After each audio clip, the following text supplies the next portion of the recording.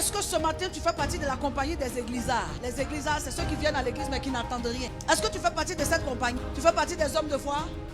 Est-ce que tu fais partie des femmes de foi? Des gens qui attendent. Quel que soit ce qui se présente, ils attendent. Quel que soit ce qui se présente, ils attendent. C'est comme un arbre qu'on a planté ou une graine qu'on a plantée. Avant que le fruit sorte, souvent c'est des fleurs qui sortent. Tu dois comprendre les saisons de ta vie.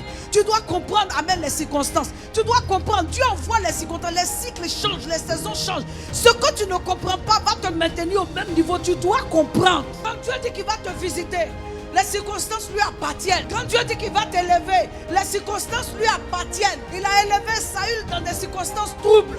Saül cherchait ses ânesses quand il a rencontré la royauté. Le chemin ne sera pas toujours droit. Mais s'il a été, n'est-ce pas, tracé par l'Esprit de Dieu, tu dois marcher dessus. À partir d'aujourd'hui, comprends les saisons de ta vie.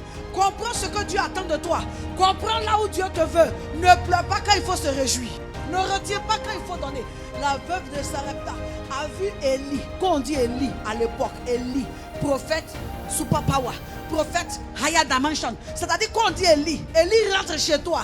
Il dit ta farine là, donne-moi. Elle dit c'est la seule chose qui me reste. Il dit ton pain là, donne-moi. Et c'est la seule chose qui me reste. Nous mangerons et nous mourrons. Comme récitation. C'est-à-dire toi-même tu définis ta faim pendant que Dieu vient t'apporter un nouveau départ. Jésus-Christ n'est pas seulement ressuscité. Là où on a enterré ta royauté, on a enterré ta gloire. Ton père a pris le manteau des dimensions là et il allait se coucher avec. La Bible dit que ces desseins subsisteront de génération en génération. Et quand vient l'heure de la résurrection, tu vois des fils se lever. Tu vois des filles se lever. Tu vois des petits enfants se lever. Tu vois, de lui là, c'était le petit enfant de Amen. La petite fille d'eux. Le petit fils d'eux. Si tu croyais que c'était fini, le tombeau s'est terminé.